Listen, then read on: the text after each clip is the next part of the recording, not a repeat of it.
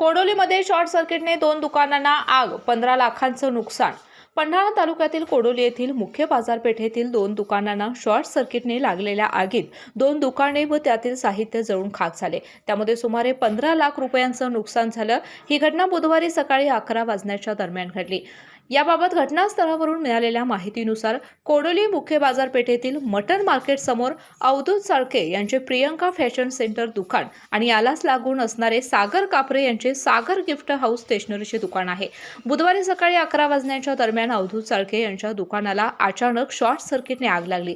या आगीत दुकानातील साहित्य व नव्याने केलेले फर्निचर आदी साहित्य या आगीत जळून खाक झाले. यावेळी रस्त्यावरून ये-जा करणाऱ्या लोकांना साळके यांच्या दुकानातून आगीच्या ज्वाळा व प्रचंड धुराचे लोट बाहेर पडताना निदर्शनास आले. लोकांनी आरडाओरडा केल्याने घटनास्थळी गावातील लोकांनी धाव घेतली व ही आग विझवण्याचा प्रयत्न केला. परंतु आगीचा एकच डोम झाल्याने शेजारील सागर गिफ्ट हाऊस स्टेशनरी दुकानाला देखील आग लागली.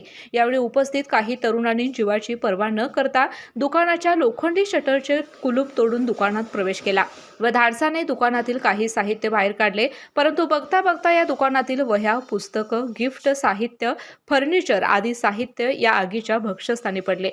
आग आटोक्यात येत नसल्याचं पाहून लोकांनी बोलवलेल्या वारणा साखर कारखान्याच्या अग्निशामकच्या जवानांनी आग आटोक्यात आल्याने पुढील अनर्थ टळला. केके न्यूजसाठी प्रतिनिधी सनी काळे.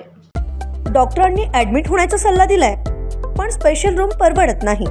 मग टेन्शन घेऊ नका.